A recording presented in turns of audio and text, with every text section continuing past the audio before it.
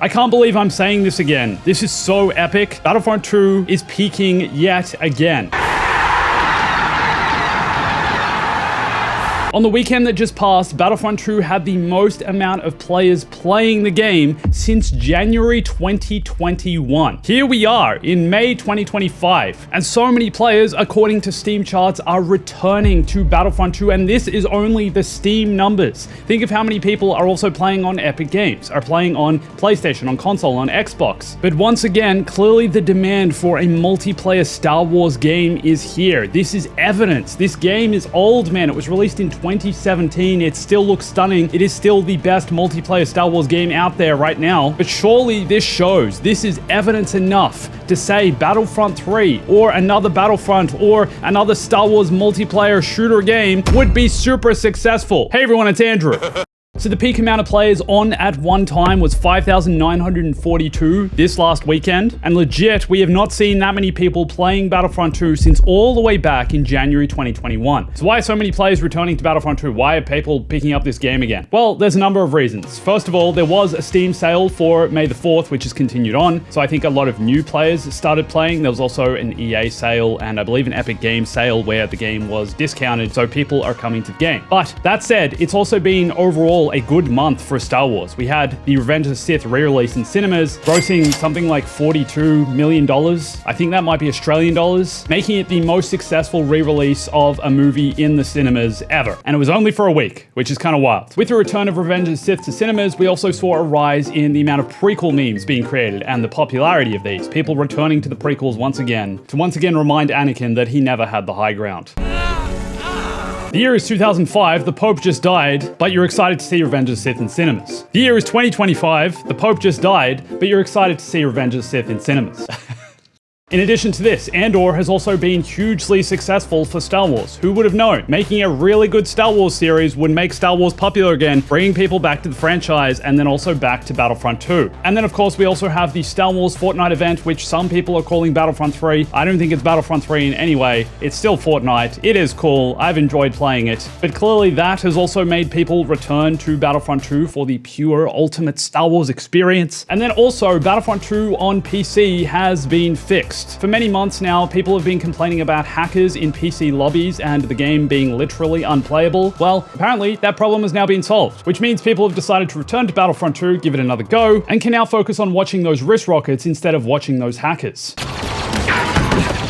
But because of all this, people have also talked about being able to find games on PC in modes that have been dead for literally years. For example, the other day, I decided to go and have a game. Not while filming a video, not while doing anything, I just wanted to have some fun playing Battlefront 2. The game mode I was craving playing was Starfighter Assault. I have not played Starfighter Assault, I think in years, because there are never any games. There's never enough people online to play it. I loaded into the game almost immediately and spent a good 30, 40 minutes to an hour playing Starfighter Assault. And man, just being back in this reminds you of how good this game is, how layered it is, how it is still the most immersive Star Wars experience you can possibly have. The different eras, the different ships, the cockpit interiors, the manual rolling. There's something so much fun about the multi-phase component of this game mode as well. Defending your own ships while trying to take down the enemies and then taking out their life support systems. All the small objectives in between. The hero ships. Man, it's peak Star Wars gaming.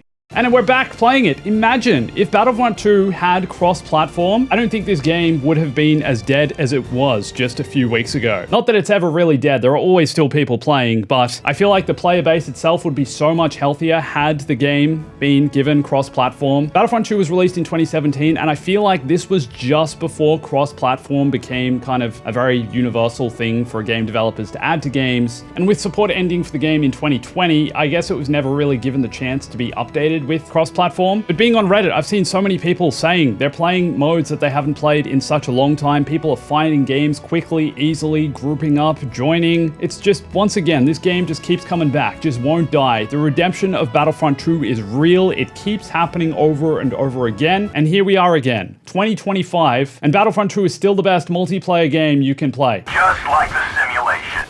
But in some ways, unfortunately, I think that's also kind of sad, considering this game was released in 2017. That was a long time ago now, and it feels like there is a major gap in the market, like I've talked about in other Star Wars videos I've made about the same topic. Disney and Lucasfilm, please, this is such good evidence, good market research to prove that a new Battlefront or a new Star Wars multiplayer shooter style game like this with large scale battles will be successful. If it's made by the right developer, if it has this level of depth, if it has consistent content updates. I wouldn't even mind if it has some kind of battle pass and microtransactions to keep the game alive, to keep support going, because I think people would buy it. They're doing the same thing for Fortnite right now with Fortnite skins. And unfortunately, I feel like that's where Lucasfilm and Disney's strategy with Star Wars lies at the moment, especially with the start of last year, Disney buying a major stake in Epic Games, with the intention of making more experiences in the Fortnite engine with Disney IPs in the coming years. I think we're seeing the start of that with this large-scale month-long Star Wars event in Fortnite, and maybe it is safer and cheaper to make this versus making an entirely new multiplayer Star Wars game.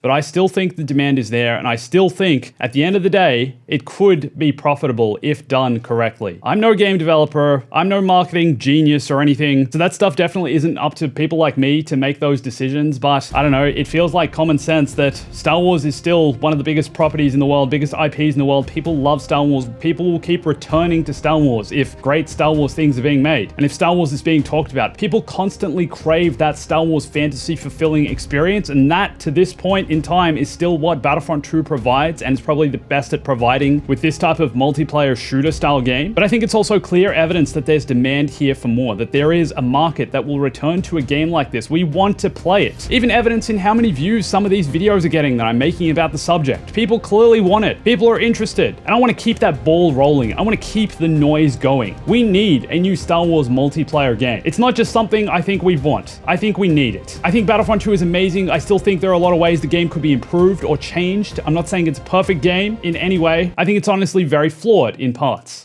But if the right developer could take and expand upon all of the ideas that have been made in previous Battlefront games, in the EA Battlefront games and the old ones from the mid-2000s, I think they could deliver the best Star Wars game ever made. That's a huge statement. Whoa. Yes, a game even better than the Clone Wars Republic heroes. Master, our men! One thing at a time. Genuinely, Battlefront 2 is just still so much fun though. I also played some Galactic Assault. Man, you can get lost in this game mode, the immersion of it, going up to the capital ships, losing the battle, coming back down to the planet. I was playing on Kashyyyk, having to fight, trying to regain the command post, trying to gain the high ground, and then flying back up to the battleship. The team effort that goes into this game, everyone pushing for the same objective, is something so immersive and so Star Wars and so much fun about it. But even this is old. Imagine what they could do nowadays. Imagine even including some of the ideas explored in Helldivers. Imagine the potential. Now, I'm considering making a video with all of your ideas of what Battlefront 3 should be. So if you have ideas for what you'd want Battlefront 3 to be, the content you'd want in that game, the game modes, anything, or maybe not even Battlefront 3, just your ultimate Star Wars multiplayer game, leave them in the comments and maybe I'll make a video one day going over all of them, exploring what the potential of a game like this could be. But let's keep the ball rolling, guys. Let's keep this discussion going. Let's make Battlefront 3 happen. I'm doing my part. Also, if you are playing the Star Wars Fortnite event, then please consider using my code Bombastic. That would help me out a lot. Thank you. Watch this video here for more Star Wars, for more Battlefront. Come follow me on Instagram, Twitter, Discord, TikTok, all of them. Do it. Subscribe, and always remember, stay bombastic.